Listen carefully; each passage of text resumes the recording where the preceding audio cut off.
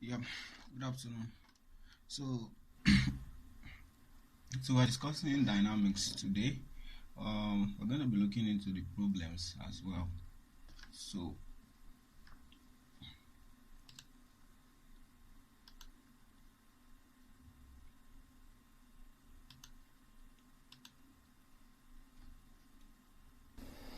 all right. So we follow through as we have it in these slides. Then we solve the problems also. Okay. So I think we should be able to do all of that today. All right. So the first law of dynamics, or say the first law of motion. This is actually first law of motion in proper English. I think it's the interpreter that the translator that made it that way. I think the proper thing should be first law of motion. Okay, so we are dealing with Newton's laws of motion. So we'll be dealing with Newton's laws of motion. Alright, Newton's laws of motion. So understand them well, then we will see how that will play out in the questions that follow. Okay, so there are actually three laws. We have the first law of motion. Okay, that's what is called law of dynamics in this slide. It's actually law of motion.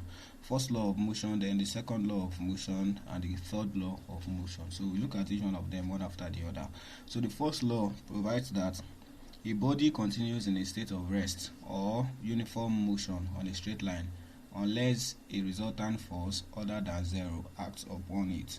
Okay, what is the meaning of that? It means if you have a body at rest, let's say you have this ball and it is resting on a platform. Let us say this is a table. This ball is resting on a table.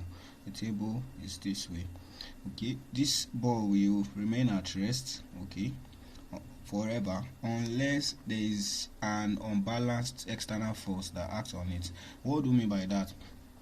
We didn't say unless there is a force acting on it. There's a difference between that and what is obtainable here, because it is actually not possible for a body to exist without any force acting on it. So anything you can think of, any object you can think of in the universe, there's actually a force that acts on it. Okay, for instance, even when you are seemingly alone, maybe somebody jumps into the air or jumps in the air, or however you put it, when the person is in the air, they are actually being acted upon by the force of attraction between them and the surface of the earth. Okay, so there's a force of attraction between that person and the surface of the earth, okay, which is usually modeled as the weight of the person, which is usually acting downward. So there's always a force present when the body is moving. Okay, so how do we actually talk about that in this context? What we say is that if the resultant force on the body is not zero, then the body will not remain at rest, or it will not continue moving on a straight line with constant velocity. Okay, so to actually explain this, I'm having issues with this now, because to actually explain this motion concept the way I think you should understand it, it will take a lot of time. So let us just answer this question, and as we pick the questions, we answer I'll explain the concept around it. So if there are some you still don't get after that, then we can talk about it in the later videos. I guess I have to just stick with that for now. Okay, so first question is that the relationship between the speed of a body and the speed of light. Okay, there is no relationship between the speed of a body and the speed of light. So this was particularly why I asked yesterday if this was a direct question from the material or it was a translated question. So I think it's just a translation issue. The relationship between the speed of a body and the speed of light. The options is a constant. It is a speed. It is a pure number. It is 3 times the dielectric constant of vacuum. It is an acceleration. I guess this is a wrong question or an incomplete question, so you can check if there is any issue. But we know that the speed of a body. That means when you talk of a body now, you are not being specific. So the speed of a body depends on so many factors, whereas the speed of light is actually a constant. Any kind of light you can think of, whether it is visible light, whatever kind of light, whether it is red light, yellow light, whatever the color it is, okay, the speed of light is always a constant. Okay, I think we discussed that in the first class that we had, where we talked about the fact that speed of light is something like 2.998 times 10 raised to the power 8 meters per second. So the difference, I think the proper thing should have been something like the difference between the speed of a body and the speed of light is that the speed of light is a constant. Okay, so if I have to correct the question that way, I will say that the proper thing to this one is to say that the speed of light is a constant, whereas the speed of a body will depend on so many other factors like the acceleration of the body and all of that. Okay, so the speed of light is a constant. Okay, so if that is the proper interpretation of this problem, then that should be the answer. Speed of light is a constant. Okay, alright, so I guess that is that about that, so we can check that out. The next question says, which of the following statements are true? Which of the following statements are true? A. The instantaneous velocity vector always has the direction of motion. B. The instantaneous acceleration vector always has the direction of motion. C. If the acceleration is 0, the modulus of the speed must be constant. Okay, so let's quickly look at what all of these things mean, okay, so that we answer this problem comprehensively. If a body is, now we want to use a body moving or body undergoing rectilinear motion. If a body is moving in the x direction, say this is the x direction, the body is moving on this straight line. Okay, if at some point the body was here, you know, this is like a number line now. So when the body is here, for instance, you can number this. You can say, okay, this is your origin, and this is 0, this is 1, this is 2, and so on and so forth. So let's say this was initially at a point x, and then at some later time it was at a point x plus delta x. That means delta x is the difference between the coordinate here and the coordinate here. Okay, the difference between the coordinate here and the coordinate here is delta x. So if that is the case, and then when this one was here, if we took a note of the time and we found out that, okay, when this one was here, the time was some time t. You know, t can be anything now, and when it was here, the time had become t plus delta t. Okay, that means there is now a time interval of delta t. That means between this point and this point, time delta t has elapsed. Okay, you know what I mean by that? For instance, this could be something like, okay, t is equal to 1 second, and this one will be t is equal to like 1 plus 2. That means 3 seconds. So between this and this, 2 seconds have passed. So that is the idea. Alright, so in this case, to now define the velocity, please pay attention very well here. To define the velocity, there are different ways you can actually define the velocity. We have what we call, firstly, we have something we call the average, okay, average velocity, or say average speed. So we call this the v average. Okay, so in this case, the v average is just given by delta x over delta t. That means it is just the displacement. That's the displacement here in this case is delta x. That's the difference between the initial position and the final position, which is delta x, divided by the time taken, which is delta t. That means time between the initial position and the final position. That will give you the average velocity. It is as straightforward as that. This is the displacement, this is time. Alright, then you can have what we call the instantaneous velocity. Instantaneous velocity means that it is a velocity that is known at an instant of time. That means if I'm monitoring a body that is in motion, if a body is in motion, for instance, if I set this pen into motion and it is going, I may be interested in its velocity at a particular point in time. Okay, for instance, I may be interested in its velocity at the instant the pen was here.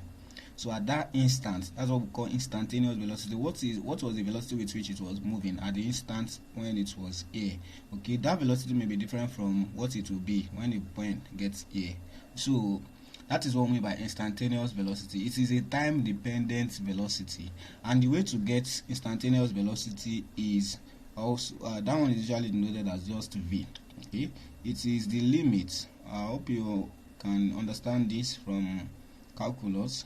It is the limit as the t tends to 0. That means the time interval is very small, okay, almost 0, because we are looking at an instant of time. We are not looking at what is the speed, like we are not looking at, okay, what is the distance covered between this point and this point, to now find out what was the speed within that interval. You know, that will be average velocity within that interval. But I'm just looking at what was the with what velocity was it moving at the instant that it was here. So that the time interval here is almost 0. So that's why we're doing something like this. Is theta limit as theta t tends to 0 of theta x over theta t. Okay, and in calculus this is defined as the x dt. So when you differentiate this derivative of x with respect to t, will give you the instantaneous velocity. Okay, that means where x is the displacement, so x tells you the displacement or the position, okay, as a function of time. All right, so when you differentiate that expression with respect to time, you are going to get the instantaneous velocity. Okay, so the instantaneous velocity is always along the direction of motion. Please bear that in mind. This instantaneous velocity is always, I mean all the time, along the direction of motion. Along the direction of motion. Okay, this is also the same thing as saying it is tangent to the path or the trajectory of the body. Please pay attention. Okay, so you can have a situation where they tell you that it is tangent to the path of the body. So these two statements are equivalent. Okay, it is always tangent to the path followed by the body, to the path followed by the body. So the path followed by a moving body is also called its trajectory. I believe you have seen or heard of that before. I think it's also in the slide. Followed by the body. It is tangent to the path followed by the body. So if the body is moving, the path followed by the body, the tangent to the path followed by the body along the direction of motion is the direction of instantaneous velocity, or always along the direction of motion. So how do we come about all of this? I mean that if a body is moving from this point to this point, for instance, the direction of its velocity is along this direction. Okay, so if I'm going this way, my velocity is directed this way. If I'm coming this way, my velocity is directed this way, backward. So if I'm jumping up, my velocity is directed upward. That is instantaneous velocity. Anytime you hear velocity without a qualification, I mean, if you hear velocity and I do not put something like average velocity or total velocity or whatever, just know that it is instantaneous velocity. Okay, anytime you hear velocity, what should come to your mind is instantaneous velocity. Okay, so now it is always along the direction of motion. So what do I mean by tangent to the path followed by the body? For instance, if the body is undergoing circular motion, like a body is moving or elliptical motion, this is moving in elliptical orbit. Okay, when the body is here, well, I wish I could demonstrate this for you, but no time. I mean, there's no means to do that here. When the body is here, just imagine that you are actually standing, like you want to actually walk through this part. You want to walk through a path that is like this. How are you going to do it? You know, when you get here, you're going to stand this way, like you're going to stand facing here. Then when you want to get here also, you're going to have to stand facing this way. When you're going at the point where you get here, you're going to have to stand facing like this. When you get here, you have to stand facing this way. When you get here, you have to stand facing this way. You know, you have to keep cornering and bending like that. So at every point, you know, it's just like when you are here, you are actually moving. It's just as though you are moving in a direction that is like this when you are at this point. It is also as though when you got here, you were moving in a direction that is like this. It's also as though when you were here, you were moving in a direction that is this way. It's as though when you were here, you are moving in a direction that is this way. So each of these directions, okay, each one of them will always be tangent. So it will be tangent to the path followed by the body. So you know what a tangent is? A tangent is a line that meets a curve only at one point. So this is tangent to this line at this point. This is tangent to this line at this point. this is tangent to this line at this point, this is tangent to this line at this point, and so on and so forth. So if you are going around this circle, when you are at this point, you will be definitely facing this way. When you get here, you will definitely face this way. When you get here, you will definitely face this way. When you get here, you will definitely face this way. So it's as though you are changing your direction of motion at every point in time. So your direction of motion is always tangent to the path followed by the body, or you say it is always along the direction of motion. So that is the idea with velocity, that's instantaneous velocity. So in this second question, the first statement, which is A, is that the instantaneous velocity vector always has the direction of motion, which is correct. So we are very certain that option A is correct from what we have seen now, from what we have analyzed so far. Okay, so we can note that down. We know that option A is correct. Option A is correct. Okay, then look at the next statement. The next statement says the instantaneous acceleration vector always has the direction of motion. So how do you get the acceleration vector? So this is it. When you get the, now we just talked about velocity here. Okay, another thing is this, because we know that velocity is changing with respect to time. Okay, velocity can be changing with respect to time. If velocity is not changing with respect to time, that means you have constant velocity motion, or that means the velocity is not changing, the velocity is constant. That means you have a uniform motion. So when a body is moving with constant velocity, we say it is undergoing uniform motion. So anytime you hear uniform motion, please, it means the body is moving with constant velocity. But in most cases, motion is not uniform. For instance, when you start off your car, your car will be initially at rest. Then when you put on the engine, accelerate and all of that. When you press the acceleration pedal, you give the car some velocity, so it starts moving with that velocity. So its velocity increases from 0 upward like that, okay, until you probably release the pedal. Do you understand that? Okay, so that is to tell you that the velocity of a moving body is typically not constant. Okay, but there are cases where a body could be moving with constant velocity. Okay, so that means it can happen also that, for instance, when the body was at this point, it has a certain velocity, or it had a certain velocity v, and then when the body has gotten to this point, it now has a certain velocity v plus delta v.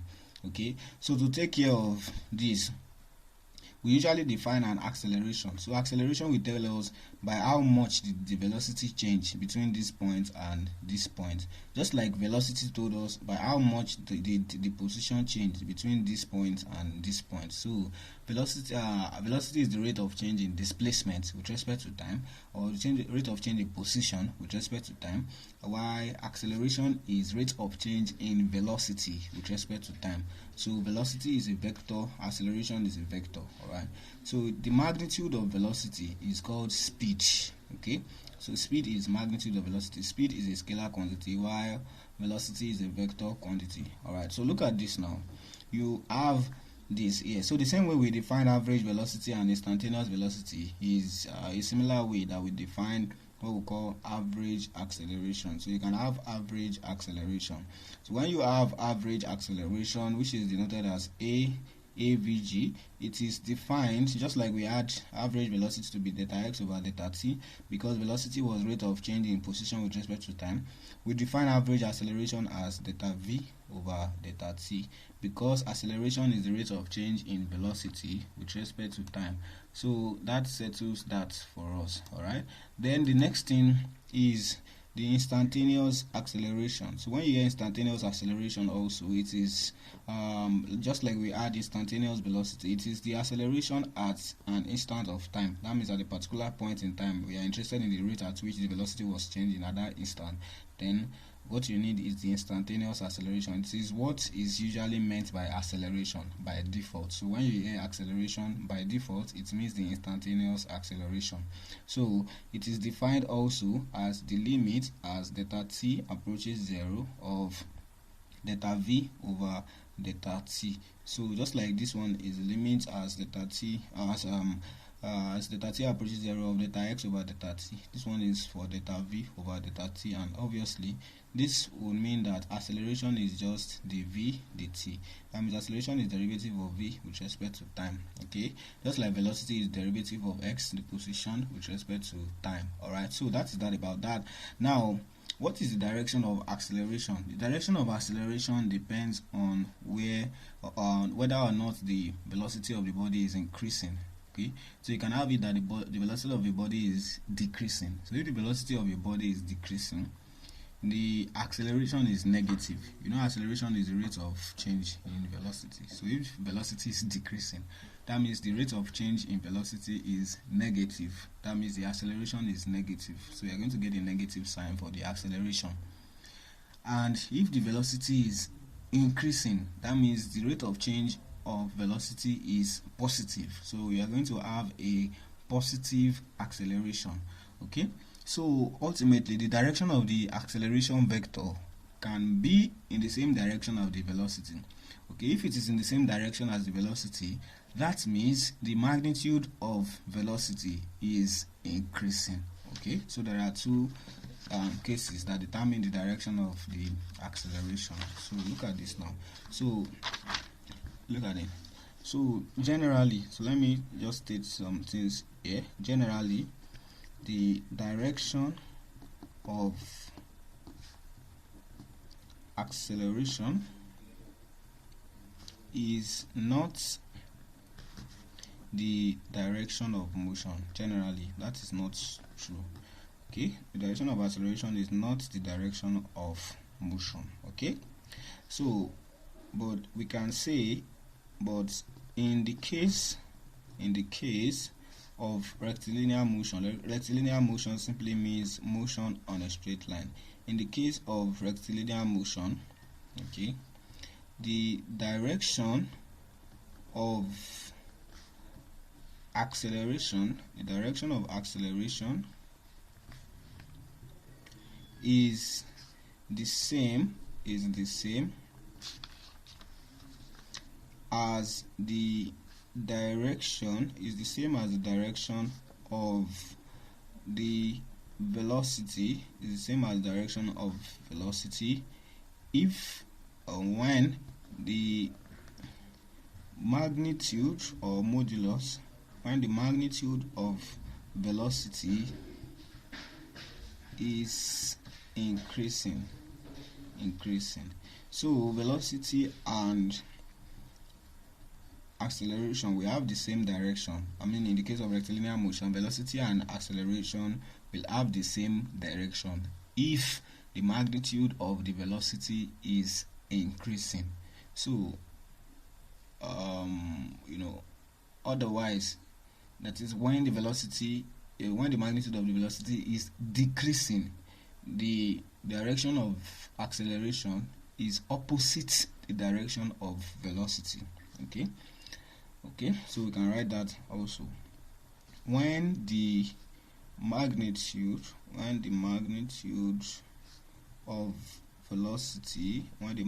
of velocity is decreasing,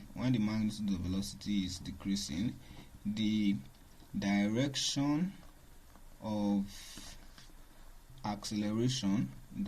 of acceleration is opposite. Okay, opposite the direction of velocity So that's how you know the direction of velocity and the direction of acceleration. So the acceleration does not have a constant or say definite direction, so to speak. It depends on the kind of motion, the complexity of the motion, the forces responsible for the motion. Those are the things that will actually influence the acceleration. But we know that velocity is always directed along the direction of motion, okay, tangent to the path followed by the body. But acceleration, it has no general direction. Generally, it is not in the direction of motion. Okay, but in the case of rectilinear motion, that is when the body is moving on a straight line, we can tell that if the magnitude of the velocity is increasing, then acceleration has the same direction as velocity. Otherwise, that is if the magnitude of velocity is decreasing, acceleration has the opposite direction of velocity. Alright, so I think that is all about that. So option B in this problem says the instantaneous acceleration vector always has the direction of motion. So option B is wrong. Okay, the instantaneous acceleration vector does not always have the direction of motion. Okay, option C, if the acceleration is 0, the modulus of the speed the magnitude of the velocity must be constant. That's the appropriate thing, not modulus of the speed. Speed is okay, you can say modulus of the speed also, but speed is a scalar. It has only modulus, it has no direction. So modulus of the speed might just be some tautology, that is, you don't need to say modulus of the speed because it only has a modulus, it doesn't have a direction. But if you say modulus of velocity, that makes sense because velocity can have modulus, and velocity has modulus and also has direction. Alright, so now let's move on anyways. So in this case you have this situation, and we have the option that says acceleration is 0. If the acceleration is 0, the modulus of the speed must be constant. So if the acceleration is 0, okay, so what will happen if acceleration is 0? If acceleration is 0, look at this relationship. If acceleration is 0, what does it mean, or what will it mean? So if acceleration is 0, so we know that acceleration is equal to dv dt. Acceleration is dv dt. So if acceleration is 0, or you say acceleration is the rate of change in velocity or magnitude of velocity with respect to time. Alright, so if acceleration is 0, that means the rate of change of velocity is 0. That practically means velocity is not changing, or we are saying that the velocity is constant. That is what it is when you say acceleration is 0. Alright, so if the acceleration is 0, the modulus of the speed must be constant. Absolutely. So that means the velocity is not changing, or the modulus of the velocity is not changing. Also, the direction of the velocity is not changing. So either ways, this option C is correct. So option C is correct. If the acceleration is 0, the modulus of the speed, or say the modulus of the velocity, must be constant. Also, the direction of the velocity must be constant if acceleration is 0. Alright, so that is that about that. So our option C is correct. So the options that are correct are A and C. So you know what to choose now. A, C. Is there anything like that here?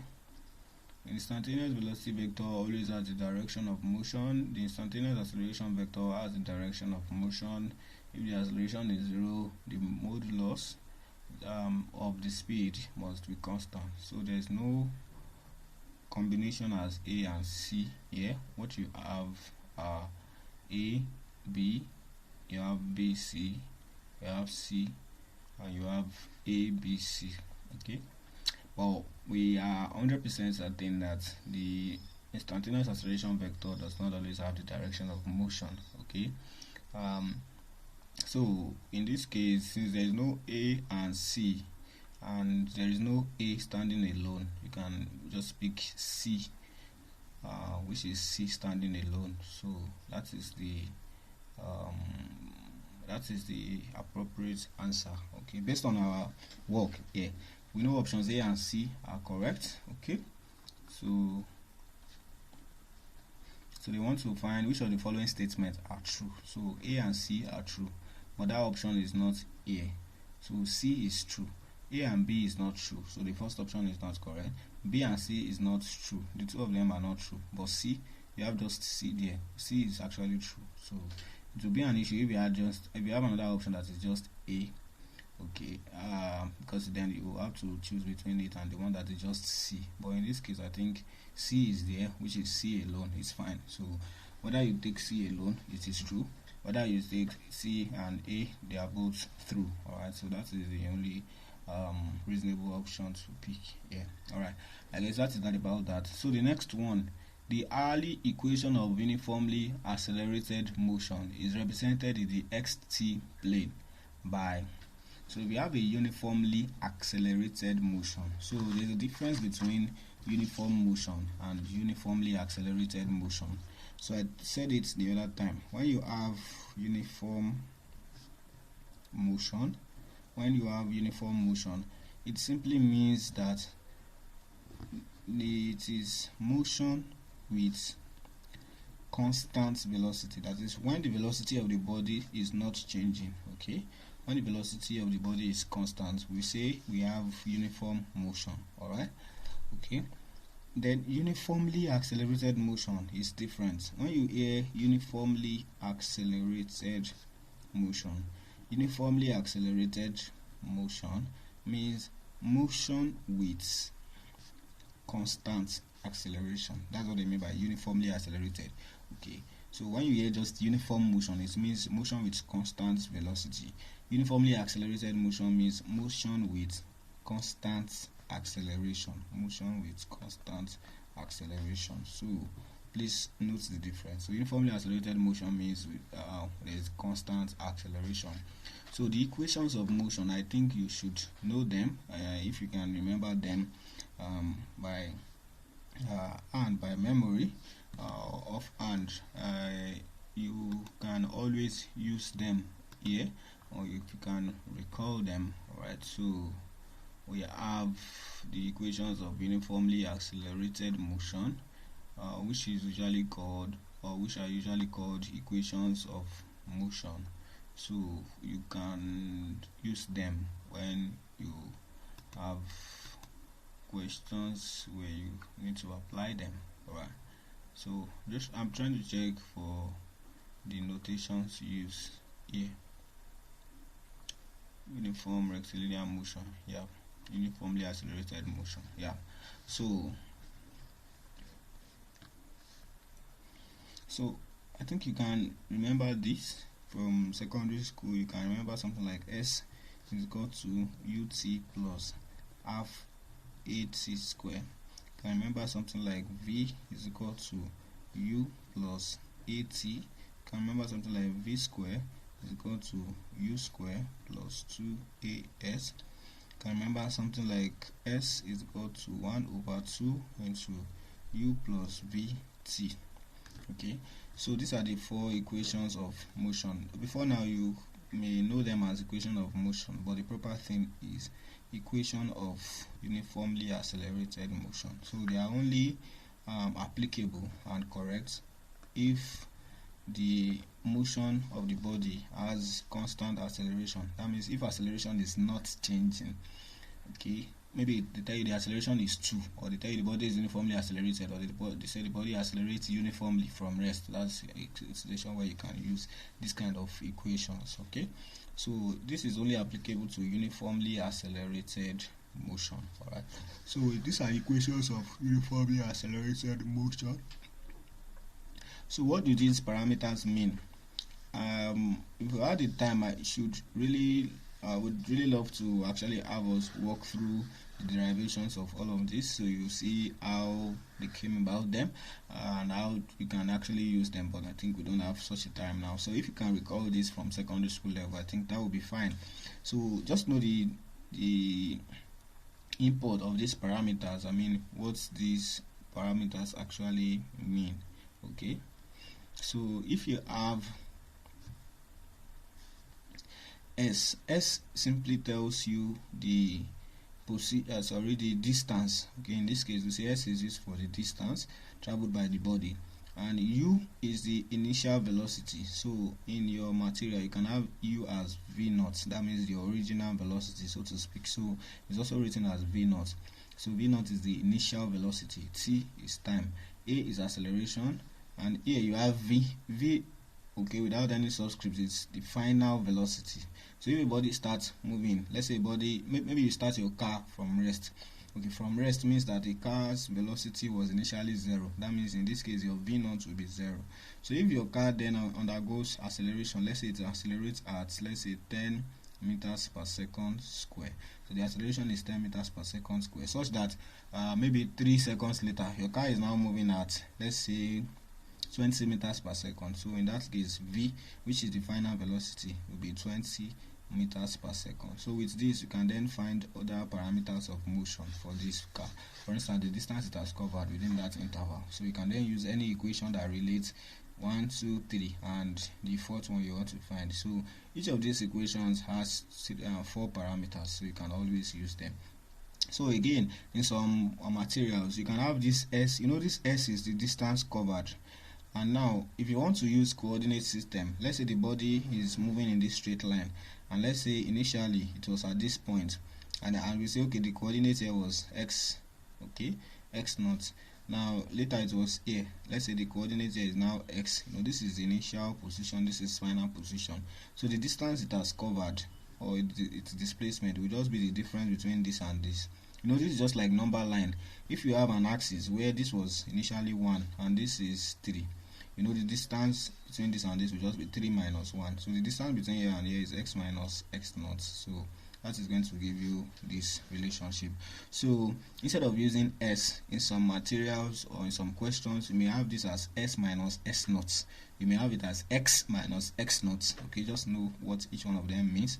You can have it also as y minus y naught. That means in that case they are telling you that the body is going in some y direction. Okay, as y may be defined in the particular situation or problem. Alright, so it depends on what you have s to be. So to be clear, or to be to have it conformed to the format you have in the slides. Okay, I should like to use this instead. So I can write the equations this way. I can write the equations as s minus s naught is equal to v naught t plus half at square. Okay, that's one of the equations of uniformly accelerated motion. I can also have the second one, v is equal to v naught plus at. Can have the third one as v square is equal to u square, that's v naught square, plus 2as, that's plus 2a into s minus s naught.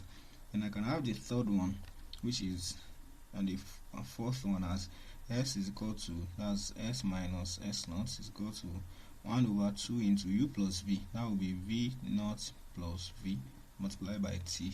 So these are the equations of uniformly accelerated motion in another form, standard form now. So you can use either of them. Alright, so that means when you are using this, you are going to be interested in using what was the initial position or coordinate of the position, what was the final. So then you subtract them to get the distance. Or if you are using this, if you know the distance directly, you can always use the distance directly instead of having to take this difference between the initial position and final position. So I guess that is that about that. So the question here now is that what will happen? The hourly equation of uniformly accelerated motion is represented in the xt plane. So for x is the position, okay, and t is the time. So we want to find out what is the relationship between our x and t for uniformly accelerated motion. So our x in this case is what we've had here. Alright, so I told you just now that we could have written this as x minus x naught. It depends on the coordinates you are referring to. So I can write this as x minus x naught is equal to v naught t plus 1 over 2 at square. Just for me to have a relationship between x and t. Okay. Alright, so in this case I can have something like x is equal to x naught plus v naught t plus 1 over 2 at square.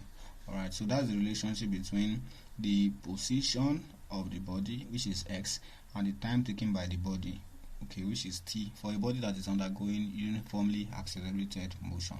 So for this body now, for instance, you're going to know the initial position. If you want to actually study the motion of a particular body, you're going to know its initial position, you're going to know its initial velocity, and you're going to know its acceleration for you to be able to determine the position from the time. Okay, if you want to know the position at any time, you will have to have this as constants, this x naught, v naught, and a, okay, which are constants. So you can have them. So for instance, if I add all these constants, for instance, if I have something like this, these ones that we had here before, let's say you have something like you want to study a particular motion and you have v naught is equal to, I just want you to be able to visualize this correctly.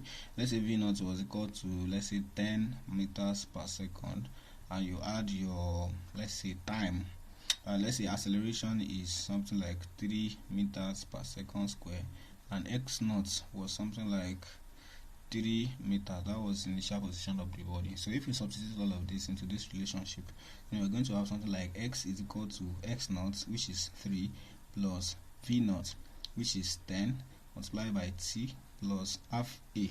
So our a is 3, half of 3 is 1.5, so that's 1.5 t square.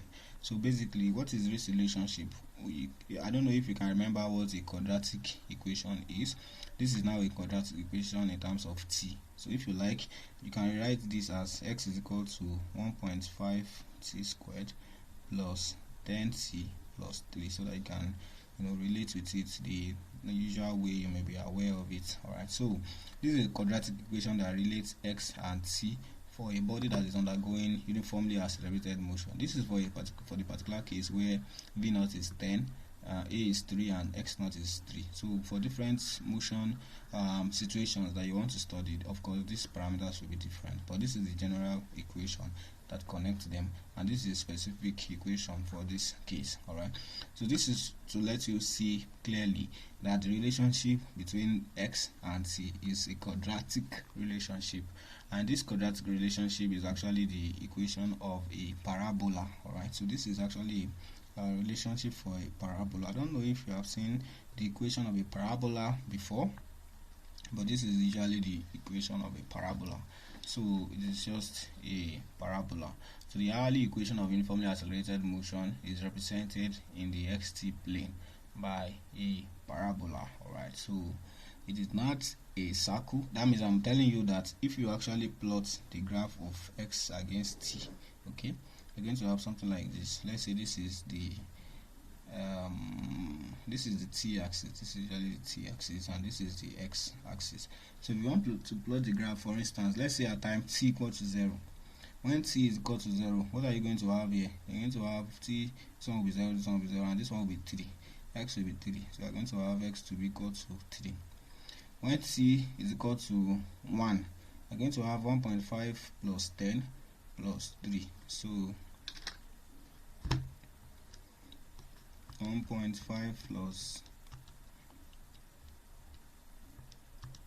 10 plus 3.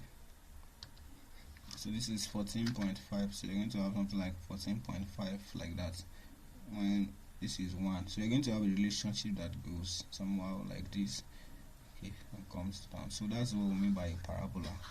That's the parabolic relationship you are going to have for a situation where you have uniformly accelerated motion. Alright, so the answer to this question is a parabola, not a parabol, is a parabola. Alright, so that's that about that. I don't know the number now. The next question, it says a body subjected to a force moves in a straight line starting from a standstill, travels 18 meters in 6 seconds. How much is the acceleration of the body worth?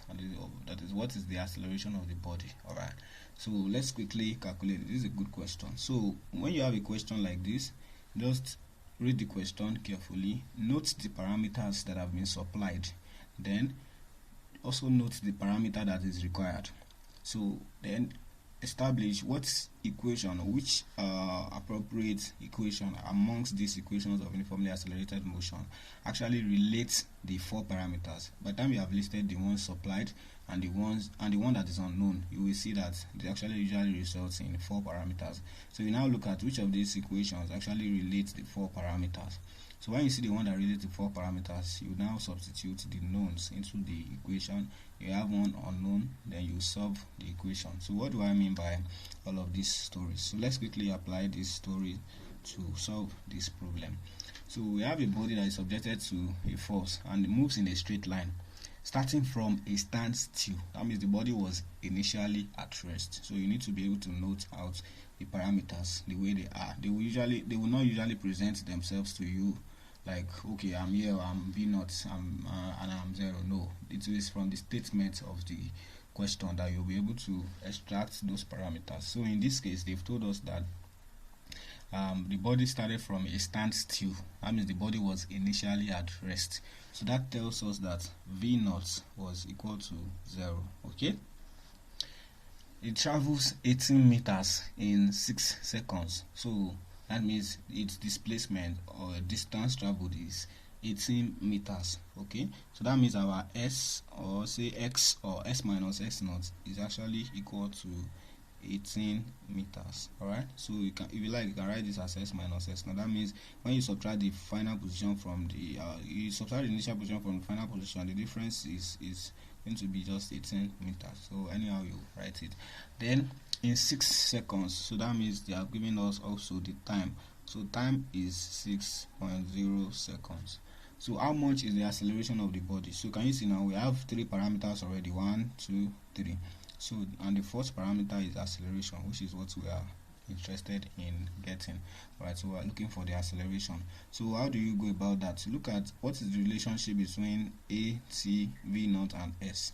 Okay, that is, look at these equations, which one of them actually connects or relates these 4 parameters. So when you find the one that relates them, that is the one you are going to use to solve this problem. So I have v naught, I have s, I have t, and I have a. So I have v naught, I have s, I have t, and I have a. So that is going to be sorted by this first equation, because this first equation relates s, v naught, a, and t. So I'm going to use that. So I'm going to say that what s minus s naught is equal to v naught t plus 1 over 2 a_t square. So I'm going to now substitute this result. My s minus s naught, or just s, is 18, is equal to v naught. My v naught is 0 multiplied by t. My t is 6.0 plus 1 over 2 multiplied by a. I don't know a, that's what I'm looking for. Multiplied by t, which is 6.0 all squared. Alright, so from here this is 0, so this is out. Alright, so I have 18 here. So if I cross multiply, I'm going to have 6 square is 36, so I have 36a all over 2 is equal to 18. So 36 over 2 is 18, so I have 18a is equal to 18. So I can divide both sides by 18. When I do that, I'm going to have 18 over 18, so acceleration is going to be equal to 1, so that's 1.0 meters per second square. Alright, so that is that about that. I hope you understand that. You can go through it again, so it's as simple as that. So let's go to the next question. So the next question asks, a body of mass m slides along a frictionless inclined plane which forms an angle alpha, this should be alpha, not a, with the horizontal. If g is the acceleration due to gravity, its acceleration is, that is, what is going to be the acceleration of the body down the inclined plane. Alright, so it slides along a frictionless inclined plane. Alright, so let's analyze this now. This is the case of Newton's second law of motion. So that takes us to the second law of motion. The second law of motion says that the force on a body is given by, is due to the acceleration of the body is due to the force on the body, or the summation of forces on the body, that is the resultant of all the forces on the body will give us the mass of the body multiplied by its acceleration. This arrowhead is to tell you that this is a vector and this is a vector. You may not trouble yourself too much about that for now. I don't think your class went so deep into that. Alright, so now when you have an inclined plane, I believe you can remember, or you know what an inclined plane is. Alright, so let's quickly look at what an inclined plane looks like, so that you can relate with what is being discussed here, or what is being described here. So an inclined plane is just like you have a let's say you have a plank, let's say you have a lorry here. You want to, just load some stuff into the lorry. Alright, so what does it look like? Assume that this is a lorry. You want to load some stuff into it. Is it lorry or pickup? Whatever. So you want to load some stuff into this, the back of this, and then it's too heavy and you don't know how to do it. So you can usually make use of the inclined plane to do that. That means you just get a plank or any platform that you can bend over. This can be just one wide buckle, just put it here, then you place your load here, then push it through. So when you push it up, of course it's going to get your load up here without you exerting too much energy than you would when you actually attempt to carry it yourself and just try to kill yourself. Okay, so so it's going to save you from all of that. So that's what we mean by an inclined plane. It's just a slanting or a sloped material. It can be a book that you inclined, or you're inclined. So it's just a plane. Plane simply means a surface. This is a surface, for instance. If I bend it this way, it becomes an inclined plane. Alright, so that's what it is. Alright, so look at this now. They're now telling your laws that you have a body of mass m along a frictionless inclined plane. So this is, let's say I'm taking this as an inclined plane, just like I'm looking at it from the side. Now that's the way it is here. So this is the inclined plane. So the inclined plane, we have some angle alpha with the horizontal. This is horizontal, this is vertical, so it has an angle alpha with the horizontal, so the angle here is alpha. So it now slides down the inclined plane, so the body is here and it goes down this inclined plane, it goes down this way. This is the direction of motion. So they're telling us that this inclined plane is frictionless. That means it does not exert any force to hinder the motion of this one. Okay, so when I'm considering the motion of this, I'm only going to consider its weight, because it is only the weight that will actually force it down, because this plane is smooth. So if this plane is smooth, just like if I bend my hand this way, form an incline, and I place a pen here, of course it definitely will not stay, it will slide down, because this is smooth. Sure you get now. So this one will slide down. So what makes it slide down is because of its weight. So that's a weight, that means that's a force that always attracts it to the floor. That's why it cannot, that's the same reason it cannot stay in air. Its weight will drag it down. So it is also its weight that drags it down this way, but its weight does not drag it down vertically, it drags it down along the incline. So that means that we will need to get the components of its weight that actually makes that happen, or that actually causes that effect. So how do we go about that? So you're going to see this, something like this. You have this here, the weight of the body should act downward, so you are going to expect something like this. This is the weight of the body. The weight of the body is usually equal to mg, of course, that's the mass times acceleration due to gravity. Okay, then you have this relationship here. So this weight is going to have a component. One component will be along this incline. Okay, so if you resolve, you're going to have a component that is along this incline, and then you're going to have another component that is perpendicular to this incline. So the perpendicular to this incline will go this way. Okay, so the perpendicular to this incline is such that this one and this one, they are perpendicular. That means they are at right angle to each other. I mean, this thing and this thing, they are at right angle to each other. So it also follows that when you actually extend this, the angle that this one makes here is also angle alpha. Okay, you can check that by geometry, if you can remember plane geometry or trigonometry and all of that. You should remember this. But the simple idea behind it is that you have this as the horizontal line. So this one makes an angle of alpha with that horizontal. Now you have another thing here, you have this one as the vertical line. So that means this one is perpendicular to this one. So you have this one as a vertical line, and this one also is perpendicular to this line. So definitely you're going to have this angle between them. You get what I mean by that? I mean that this line is perpendicular to this one. So the angle that it will make with another perpendicular to this is going to be the same angle alpha. Alright. So by that, by the time you resolve these weights along this direction and along this direction, the component along this direction is going to be w cos theta. You can know that if you can remember your SOHCAHTOA, you should be able to understand how we came about this. Okay, in case you are unable to, let me know so that we can discuss that as well. Then the component along this side is w sine theta, or say mg sine theta. So this is the component that is directly responsible for its motion in this direction, because there is no other force present, or there are no other forces present.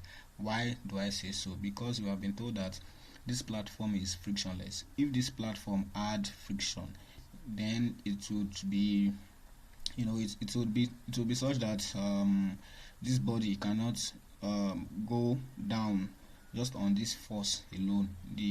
There's going to be a force that resists its motion, and an upward force which is going to be due to the friction on this platform. But in this case, the friction is not present, so the only force that makes it move in this direction is this w sine theta, or mg sine theta.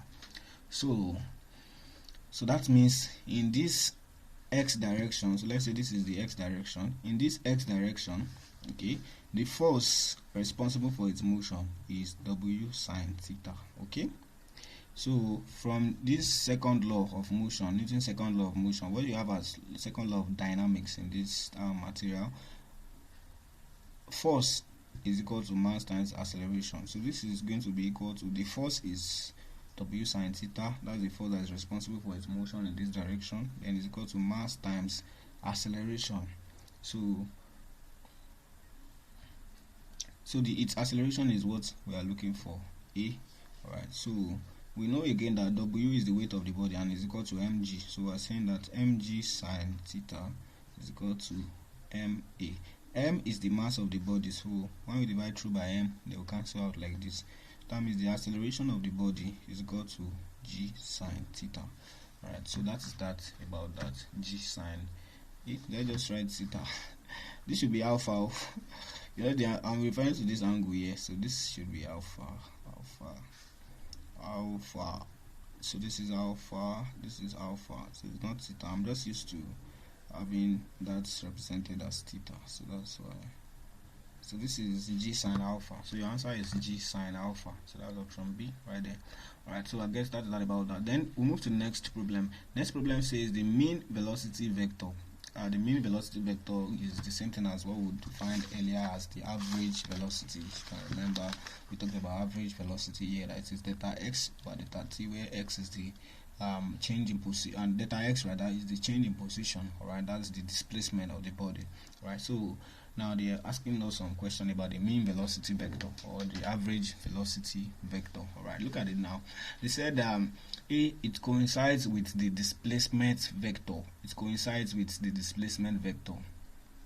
B, the ratio between the displacement vector and the time interval. Okay, so look at the heading. The heading starts with the mean velocity vector is. Right, so they are looking for a definition that actually, or a statement that actually defines the average velocity properly. Alright, so this should have been interpreted as the average velocity anyways. So mean velocity is actually the same thing. Alright, so translated by as average velocity. So look at it. So it says the ratio between the velocity, the displacement vector, and the time interval in which the displacement occurs. Absolutely, that is correct. Is the ratio between the displacement vector, that's delta x, and the time interval during which the displacement occurs, delta t. Okay, that's the correct thing. Look at the next option. It says the relationship between the magnitude of the displacement and the time interval in which the displacement occurs. Why is this not correct? Because this option C says the relationship between the magnitude of the displacement. So this is not magnitude of the displacement. We are taking the entire vector, so it goes with both the magnitude and the direction of it. So it is actually the ratio between the displacement vector and the time interval in which the displacement occurs. Right, so all the answers are wrong. The average speed is a scalar quantity and indicates the time taken to produce a displacement of 1 meter under standard conditions. Temperature 0 degrees Celsius and pressure 1 atmosphere. That's total nonsense. So actually the correct option is B, the ratio between the displacement vector. This is the displacement vector in this case. We're dealing with one dimensional here. If it were two-dimensional or three-dimensional, you will see we actually use a vector representation instead. So the correct option for that is option B, the ratio between the displacement vector and the time interval during which the displacement occurs, or in which the displacement occurs. Alright, so that's that about that. Next one, which of the following statements is true? Which of the following statement is true? Choose an alternative. Speed is directly proportional to acceleration. Speed is directly proportional to acceleration. That doesn't make sense. But the second one says the second law of dynamics, that's the second law of motion, says that a body moves at a constant speed when a constant force is applied to it. That is not true.